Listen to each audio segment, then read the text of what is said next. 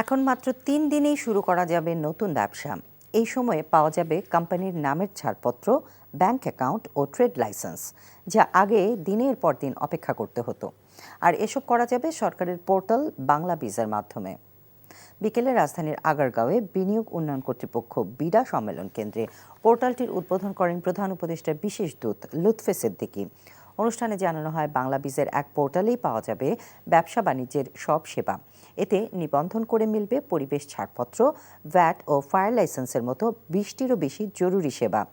এ সময় বিডার চেয়ারম্যান চৌধুরী আশিক মাহমুদ বিন হারুন জানান, ব্যবসা সহজ করার নতুন গন্তব্য বাংলা বিজ পোর্টাল, যা দেশি বিদেশি বিনিয়োগ বৃদ্ধিতে সহায়তা করবে। আর লুৎফে সিদ্দিকী বলেন, সরকারি সেবা অফলাইন থেকে অনলাইনে আনা বাংলা বিজ একটি বড় পদক্ষেপ।